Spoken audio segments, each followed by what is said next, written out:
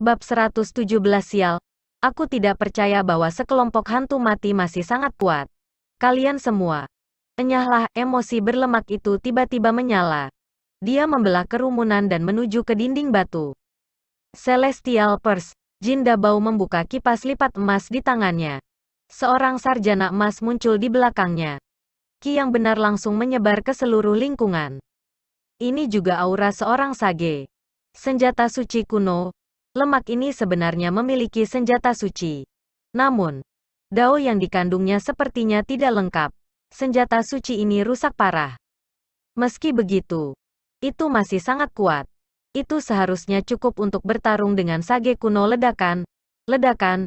Dalam sekejap Ki lurus keluar. Sage di dinding sepertinya hidup kembali. Tampaknya dunia kecil muncul darinya. Ketika semua orang menemukan perubahan dalam pemandangan sekitarnya, itu tampaknya menjadi dunia yang digambarkan dalam ukiran. Orang bijak dalam ukiran semua muncul ke sekeliling semua orang. Aura yang meluap menciptakan tekanan yang membuat semua orang berlutut. Semua orang merasa sulit untuk berbicara. Seseorang bertanya dengan ngeri. Apakah Sage hidup kembali? Roh bela diri naga Azure bergegas maju. Aura yang kuat dan perkasa muncul dari tubuh Xiao Chen. Xiao Chen berdiri tegak dengan tangan di belakang punggungnya. Dia menutup matanya merasakan dao yang terkandung di dunia ini. Semua orang lenyap dari penglihatan Xiao Chen dan tanah luas yang ditumbuhi tanaman muncul. Ada sosok hitam yang tak terhitung jumlahnya berdiri tinggi. Orang-orang ini mengeluarkan gas hitam dari tubuh mereka. Ada juga sosok berbentuk manusia yang tak terhitung jumlahnya berdiri di langit. Mereka menutupi langit dan menghalangi matahari. Itu sangat mengejutkan. Seolah-olah itu adalah Armageddon. Di langit yang lebih jauh, ada 18 naga Azure berenang di langit. Raungan naga mereka bergema di mana-mana. Di tengah-tengah spiral naga Azure berdiri seorang pria memegang pedang. Begitu dia muncul, aura tak terbatas menghilang. Bahkan 18 Azure Dragon bergetar. Adegan ini terlintas dalam sekejap. Sebelum Xiao Chen bisa melihat penampilan pria itu dengan jelas, adegan itu lenyap. Adegan dunia kecil muncul kembali. Seorang sage duduk di tanah di dunia kecil. Dia tiba-tiba membuka matanya. Mereka sepertinya dipenuhi dengan kekacauan. Dunia tampaknya telah terbuka dan kekuatan yang tak terbatas dikeluarkan. Lemak berdiri dengan bangga dan cahaya keemasan muncul di mata gambar sage. Dia memandang tanpa rasa takut. Tiba-tiba ada suara ledakan di dunia kecil. Semua orang merasa terpesona. Pemandangan di mata mereka kembali ke kenyataan. Namun, mereka terkejut menemukan dao Bestowal Pictures di dinding. Semuanya menghilang. Yang lebih aneh lagi adalah sosok seorang gemuk yang memegang kipas lipat dengan senyum menyeramkan muncul. Di belakangnya adalah sosok emas. Sepertinya dia adalah pelindungnya. Apa aku salah lihat? Orang di dinding. Mengapa dia persis seperti lemak? Sialan. Ini tidak masuk akal. Bahkan Sage dipukuli sampai dia tidak bisa ditemukan. Bahkan rambut pun tidak. Konyol. Ini sangat konyol. Mengira Sage tidak bisa berurusan dengannya. Lemak itu menatap kosong tanpa tahu harus berbuat apa. Dia melihat sosoknya di dinding dan tidak tahu apa yang sedang terjadi. Apakah itu benar-benar aku? Tuan Gendut. Xiao Chen perlahan berjalan dan tersenyum. Berhentilah meragukannya. Selain kamu, apakah ada orang lain yang genit seperti kamu? Hanya dengan melihat senyumnya. Kamu tahu itu pasti kamu. Su Xiao berjalan perlahan dan tersenyum tipis. Tidak perlu khawatir. Senjata suci kuno di tangan kamu kemungkinan adalah senjata raja. Ketika sage yang lebih kuat muncul, itu normal baginya untuk menghapus aura lainnya selanjutnya. Para tahu dari orang-orang ini semua diserap oleh senjata suci di tanganmu. Ada kemungkinan senjata raja yang rusak parah ini dapat dipulihkan sepenuhnya pada suatu hari. Lemak itu merasakan kipas lipat emas di tangannya.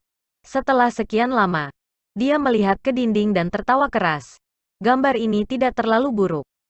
Itu berhasil memunculkan kehebatan Dewa Gendut ini. Maaf, Saudara Xiao. Setelah itu, dia bergumam. Jika Nona Xiao dan Putri Yingyu ditarik di sampingku, itu akan sempurna. Bang, ada garis hitam di wajah Su Xiao. Kecapi yang berat menimpa kepala Fatih Jin. Fatih Jin dengan cepat menjelaskan. Nona Xiao, tolong jangan marah. Ini hanya mimpi mulia kakak berlemak.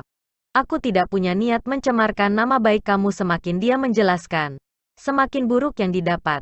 Su Xiao semakin marah. Lemak dengan cepat mengelak ke samping.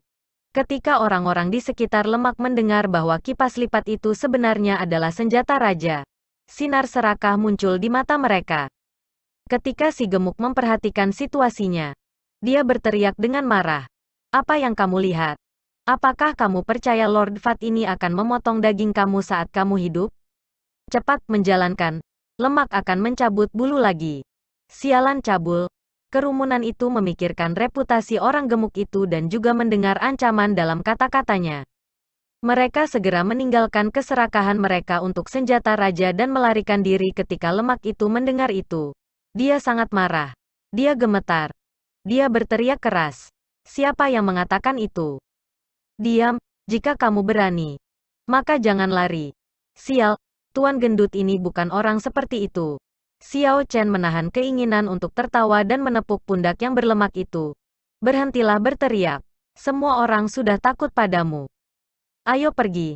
Aku benar-benar bukan orang seperti itu. Xiao Chen, kamu harus percaya padaku. Si gemuk menjelaskan dengan keras. Tidak apa-apa, saudara mengerti kamu. Orang-orang ini tidak cukup pintar. Mereka tidak bisa mengerti kamu aku. Mereka bertiga terus maju. Meskipun sejumlah besar pembudidaya pergi, mereka menemukan ada banyak pembudidaya yang memilih untuk tinggal. Tak lama, mereka bertemu orang-orang klan Duanmu. Klan Duanmu adalah klan bangsawan yang sangat istimewa. The Martial Spirit Inherited hanya muncul pada wanita. Jadi, di klan mereka, para wanita memerintah atas para pria. Setiap kepala klan adalah perempuan. Di bangsa Qin besar, bahkan di dalam benua Tianwu, mereka menonjol. Seperti yang dikatakan oleh pembudidaya sebelumnya, Martial Saint klan Duanmu bertarung dengan sosok yang berbau seperti mayat. Daerah tempat mereka bertarung tertutup angin dingin. Suhunya diturunkan menjadi sangat ekstrim. Para pembudidaya di sekeliling semuanya berdiri jauh. Mereka bisa merasakan angin dingin mempengaruhi mereka, masuk ke tubuh mereka. Mereka semua menyebarkan esens mereka untuk bertahan melawan hawa dingin. Pertarungan ini sudah mendekati akhirnya. Tepat ketika Xiao Chen tiba, sosok hitam itu jatuh. Perempuan Martial Saint klan Duanmu di sekitarnya mengirimkan aliran es dan menabrak mayat. Setelah sekian lama, esnya pecah. Kerangka ungu terungkap, serta baju besi pertempuran emas menjentikkan dengan cahaya. Ini adalah mayat seorang raja bela diri kuno. Kerangkanya sudah berubah menjadi ungu. Itu hanya langkah malu menjadi sage. Armor pertempuran itu juga merupakan benda kuno. Pertahanannya pasti sangat mengejutkan. Meskipun klan Duanmu kehilangan dua orang suci bela diri, itu sepadan Duanmu King berjalan dan menempatkan kerangka ungu dan battle armor emas ke dalam cincin tata ruangnya. Kemudian dia tanpa ekspresi memimpin klan Duanmu ke peti mati di samping Duanmu King mengambil sebuah buku emas dari peti mati hitam. Dia menepuk-nepuk debu dan dengan lembut membukanya.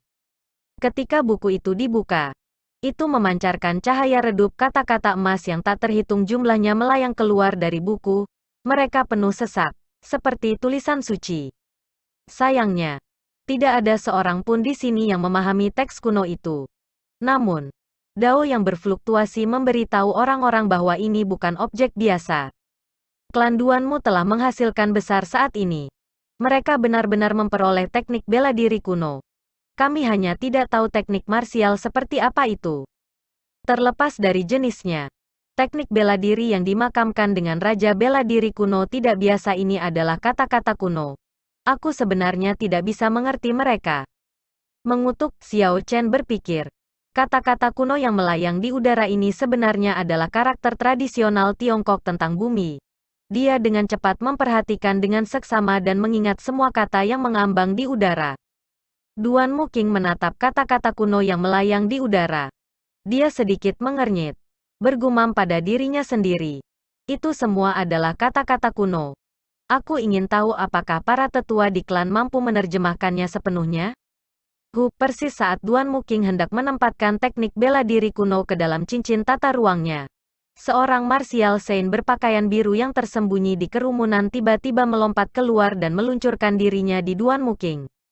Saint martial berpakaian biru telah memilih waktunya dengan baik.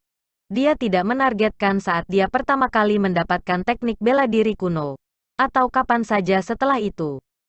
Dia memilih waktu dia akan menempatkan ke dalam cincin spasialnya, itulah saat klan Duanmu adalah yang paling santai. Selain melihat, Duan Muking membuka teknik bela diri kuno untuk waktu yang lama untuk memancing orang dengan niat buruk. Awalnya, mereka mengira tidak ada yang berani merebutnya. Siapa tahu, puncak martial saint tiba-tiba akan muncul di akhir. Saint martial berpakaian biru sangat cepat. Dia muncul di hadapan Duan Muking dalam sekejap dan mengambil manual teknik martial kuno dari tangannya. Lalu dia berlari ke depan dengan panik. Para pembudidaya di sekitar terkejut. Mereka tidak pernah mengharapkan seseorang untuk menargetkan klan Duanmu. Meskipun dua Duanmu klan martial saints meninggal, masih ada 6 martial saints dan 10 martial grandmaster. Itu bukan kekuatan yang bisa dihadapi satu orang sendirian. Duan Muking tertegun untuk sementara waktu. Dan kemudian wajahnya yang cantik berubah menjadi dingin. Suhu di sekitarnya sepertinya turun 100 derajat. Ki dingin tak terbatas menjulur ke udara. Kecepatan martial saint itu langsung melambat. 6 orang suci martia di belakangnya juga bereaksi. Dengan suara "ci", 6 pilar es memanjang dari tanah dan berubah menjadi sangkar. Mengunci martial saint yang berpakaian biru itu. Istirahat. Saint martial berpakaian biru berteriak keras. Gelombang energi ditembakkan dari tubuhnya dan 6 pilar es hancur berkeping-keping. Pria berpakaian biru lolos dari penjara, namun dia belum bisa bersantai. Saat dia melangkah keluar, 6 pilar lagi bangkit. Menjebaknya sekali lagi. Hancurkan. Martial saint berpakaian biru berteriak sekali lagi. Menembakkan gelombang energi lain. Kandangnya patah lagi dan dia melarikan diri sekali lagi. Ledakan. Ledakan. Setiap langkah yang dilakukan saint bela diri, dia akan terjebak sekali lagi. Dia akan menembakkan gelombang energi untuk keluar setiap saat. Namun, dia menggunakan banyak esens dalam prosesnya. Akhirnya, waktu yang dia ambil untuk melarikan diri setiap kali meningkat. Dari hanya membutuhkan sesaat di awal, dia sekarang mengambil beberapa napas waktu untuk nyaris mematahkan pilar es. Dahinya dipenuhi keringat. Jelas bahwa esensnya sudah habis. Xiao Chen memperluas sense spiritualnya. Dia melihat 6 martial saint klan Duanmu memiliki benang es yang tak terlihat di bawah kaki mereka. Ada sinar kristal yang mengalir di benang, membentuk formasi aneh. Bab 118. Xiao Chen tercengang. Tidak heran 6 pilar es mereformasi diri mereka begitu cepat. Keenam orang ini bekerja bersama sebagai satu. Mereka memiliki atribut martial spirit yang sama. Dan bahkan martial spirit yang sama. Ketika mereka bekerja bersama, kekuatan mereka cukup untuk menyebabkan masalah bagi Raja Bela Diri Es. Duan Muking tiba-tiba berteriak ringan. Pilar es besar tiba-tiba muncul. Martial saint yang berpakaian biru langsung membeku di dalam pilar es. Pilar es tidak meledak dan pecah setelah nyahu. Sebuah buku kuno berwarna kuning dilemparkan ke kerumunan. Sesaat sebelum martial saint berpakaian biru disegel dalam es, dia membuang manual teknik martial kuno. Kerumunan segera menjadi berantakan. Dan banyak pembudidaya mulai berjuang untuk manual. Adegan berubah kacau. Duan Muking mengerutkan kening dan berkata dengan suara dingin. Bunuh mereka semua. Setelah dia berbicara, rambut hitamnya yang halus berubah putih. Pedang ramping muncul di tangannya. Dan tidak ada sedikit pun emosi manusia di matanya. Seolah-olah dia adalah malaikat maut yang akan memanen jiwa-jiwa orang. Puci. Tangisan menyedihkan terdengar di kerumunan. Duan Muking memimpin 6 martial saints dan 10 martial grandmaster untuk menyerbu ke kerumunan. Mereka membunuh siapapun yang mereka lihat. Tidak menunjukkan belas kasihan menjalankan. Kelompok P3L4 Cur ini sudah menjadi gila. Darah dan anggota tubuh yang patah terbang kemana-mana. Teriakan ketakutan bergema di mana-mana. Wajah Duan Muking benar-benar ternoda darah. Darah merah tua itu mengingatkan pada bunga-bunga indah, menambah keindahan yang aneh padanya. Ketika pedang tipis menebas. Tidak ada suara. Seorang Grandmaster martial diiris menjadi dua.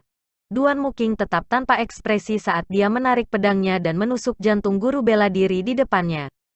Teknik marsial sama sekali tidak mencolok. Itu sangat mudah. Setiap langkah adalah langkah membunuh. Duan Muking seperti mesin pembunuh. Gerakannya sangat tepat, namun memberi rasa keindahan yang mengingatkan pada kembang api yang gemerlap. Hidup menjadi layu dalam sekejap, mengungkapkan kecemerlangan mereka pada saat kematian.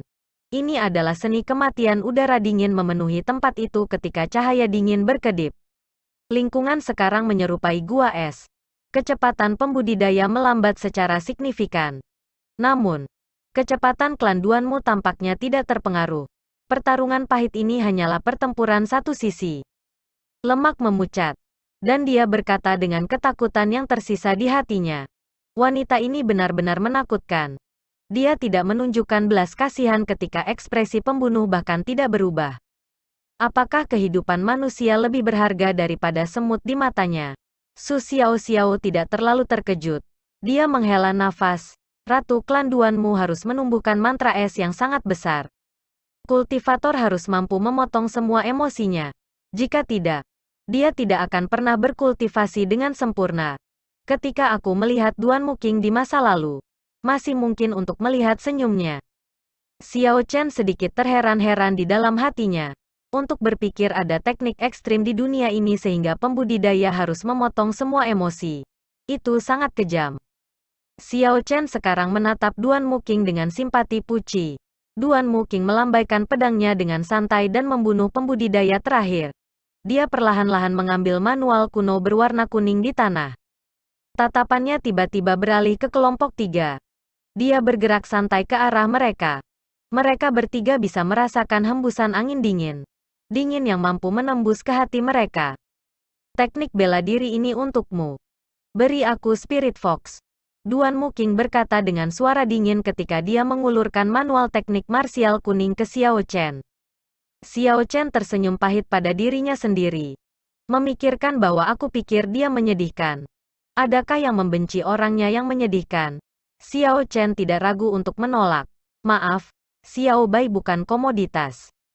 Aku tidak akan memperlakukannya sebagai objek dan terlibat dalam perdagangan dengannya. Apakah itu tidak cukup? Ekspresi Duan Muking menjadi dingin. Suhu di sekitarnya turun secara signifikan sekali lagi. Jin Dabao tidak tahan lagi untuk terus menonton. Dia berkata, "Jangan berpikir kamu begitu luar biasa setelah kamu mewarnai rambutmu putih. Gunakan otakmu sedikit." The Spirit Fox sudah menandatangani kontrak darah. Itu tidak bisa diperdagangkan. Duan Muking terus menatap Xiao Chen. Dia tidak peduli tentang lemak sama sekali. Namun, setelah dia mendengar apa yang dikatakannya, dia sepertinya mengerti sesuatu. Dia mengungkapkan niat membunuh di matanya. Pedang ramping di tangannya mulai bersenandung. Jin Dabao, kembalikan putraku padaku. Suara Jiang Mingsun bisa terdengar dari jauh. Ji Changkong memimpin para penggarap dari dua klan. Jelas bahwa suara berkelahi dari sebelumnya telah menarik mereka. Ji Changkong berdiri dengan bangga di tengah kerumunan. Dan matanya seperti langit berbintang yang tak terbatas. Ketika melihat dengan samar, itu menyebabkan seseorang tidak dapat mengukur kekuatannya. Sepertinya 3 Sage Dao Comprehension Picture pasti sangat membantu baginya. Si gemuk berkata dengan nada marah. Jika kamu menginginkan seorang putra, maka pergilah mencari ibunya. Mengapa kamu mencari Fat Lord ini? Tuan gendut ini tidak bisa melahirkan Jin Dabao. Jangan berlebihan. Xiao Chen berkata dengan acuh tak acuh. Jiang Muheng ada di tangan aku. Kamu bertanya kepada orang yang salah. Rambut dan pakaian Ji Changkong mulai berkeliaran meskipun tidak ada angin. Dia berkata dengan santai. Lepaskan sepupuku dan tinggalkan tangan. Lalu, aku tidak akan membunuhmu. Pu. Ada langkah kaki mendesak yang datang untuk jarak lagi. Hua Yunfei memimpin 6 martial science dari Hua Clan. Hua Yunfei berkata dengan dingin. Xiao Chen, apakah martial grandmaster dari klan aku dibunuh oleh kamu?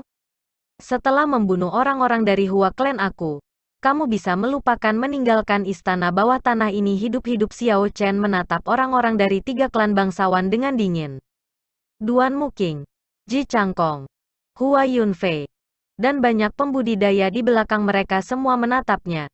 Di sana semua tatapan berisi niat membunuh yang tebal. Xiao Chen memegang Lunar Shadow Saber dengan erat.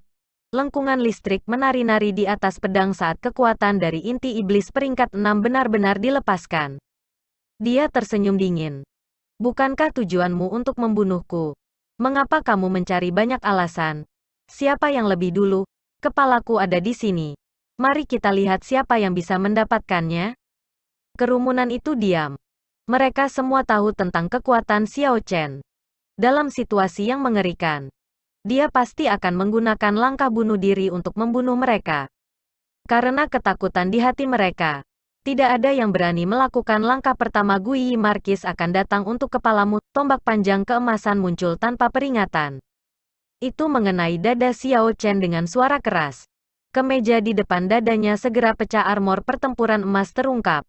Tombak panjang itu tidak bisa melewati lebih jauh ke dalam battle armor. Dengan memikirkan Guyi Markis, aliran esens emas mengalir ke tombak panjang. Kekuatan besar sebenarnya hanya menyebabkan Xiao Chen terjatuh. Bang, bang. Guyi Markis berteriak dengan ringan. Tombak panjangnya menekan Xiao Chen, menyebabkannya mundur terus-menerus. Sekitar 10 pilar batu di istana bawah tanah langsung hancur. Akhirnya, Xiao Chen ditekan ke dinding dengan Sage Dao Comprehension Picture sebelum dia berhenti. Darah menetes dari sudut mulut Xiao Chen.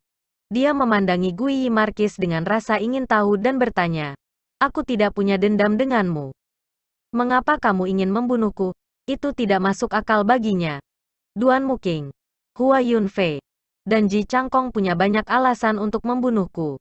Namun, Guyi Markis bahkan tidak berbicara kepada aku sebelumnya. Jadi mengapa dia akan menyerang aku tanpa alasan? Guyi Markis mengenakan armor pertempuran emas. Dan ada tombak pendek merah di belakangnya. Wajahnya sehalus giok. Dan dia terlihat sangat tampan. Seolah-olah seorang bijak perang telah turun. Dia tanpa ekspresi ketika dia berkata dengan acuh tak acuh. Perintah dari leluhur. Mereka yang bukan dari klan Ying yang telah melihat kinaga kekaisaran harus mati. Setelah dia berbicara, tombak emas di tangannya bergetar. Ujung tombak menekan baju zirah Xiao Chen dan cahaya tombak emas menciptakan lekukan kecil di battle armor. Gambar pemahaman Sage Dao di belakang Xiao Chen retak. Membatalkan kekuatan besar Xiao Chen meraih gagang tombak. Purple Thunder Divine Incantation beredar dengan cepat di tubuhnya. Essence mengalir ke tangannya. Energi listrik yang cemerlang segera mengalir dari tombak emas sepanjang 3 meter ke tangan Guyi Markis. Tangan Guyi Markis berubah sedikit mati rasa. Ketika listrik mengalir ke dia, essence di tubuhnya langsung berubah kacau. Kekuatan tombak menurun secara signifikan. Xiao Chen memanfaatkan kesempatan ini untuk membelokkan tombak panjang. Dia jatuh dengan cepat dari udara. Dia menempatkan pil pengisian darah di mulutnya. Lalu memegang saber Lunar Shadow dan bergegas ke Guyi Markis. Ledakan. Guyi Markis menekan listrik di tubuhnya. Tombak panjang di tangannya mendorong ke bawah. Angin menderu dan cahaya tombak cemerlang muncul. Sepertinya itu memiliki kekuatan yang tak terbatas. Bang, Xiao Chen menghindar ke samping.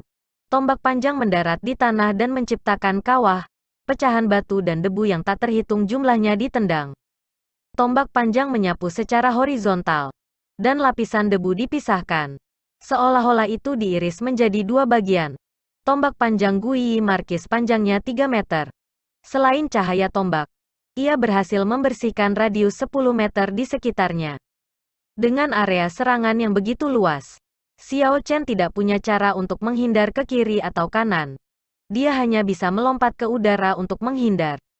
Guyi Markis menampakkan senyum yang dijual saat dia mengambil langkah mundur dengan kaki kanannya dan dengan cepat menarik tombaknya yang panjang. Ledakan.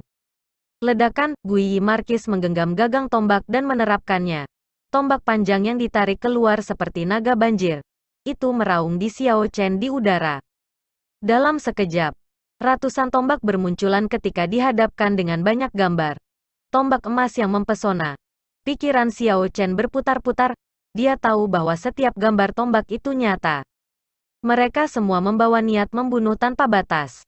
Begitu dia dipukul, sebuah lubang akan muncul di tubuhnya karena dia tidak bisa melihat melalui langkah itu. Xiao Chen mungkin saja menutup matanya saat dia fokus pada menggambar pedangnya. Sama seperti bagaimana dia berlatih secara normal. Lunar Shadow Saber menyala terus-menerus, suara logam berbenturan satu sama lain terdengar tanpa henti. Dalam sekejap, mereka berdua bertukar ratusan gerakan di udara. Setelah Xiao Chen mendarat, dia tiba-tiba membuka matanya dan berteriak, menggambar saber. The Lunar Shadow Saber mengungkapkan cahaya yang disediakan dan meretas tubuh tombak dengan kecepatan yang anehnya cepat. Ada suara merdu yang keras, dan tombak panjang bergetar di udara. Tubuh tombak itu ditekuk hingga menyerupai bulan sabit sebelum patah kembali. Kekuatan besar menyebabkan tangan kanan Guiyi Marquis menjadi mati rasa. Tombak panjang itu memantul dari tangan kanannya. Dia pulih dari keterkejutannya dan memegang tombak dengan kuat sekali lagi. Tampak serius di mata Guiyi Marquis. Dia mengambil langkah berat ke depan dan menyapu secara horizontal lagi. Setelah mengalami ini sekali sebelumnya, Xiao Chen tidak akan melompat untuk menghindar lagi. Dia melengkung ke belakang dan jatuh ke tanah dengan cepat. Tombak panjang menyapu tepat di depan wajah Xiao Chen. Setelah tombak panjang berlalu, beberapa helai rambut segera dipotong tepat saat Xiao Chen hendak melakukan serangan balik. Hua Yunfei, yang berdiri di belakangnya, tiba-tiba bergerak. Dia berubah menjadi sungai darah bergelombang dan menyembur ke arah Xiao Chen.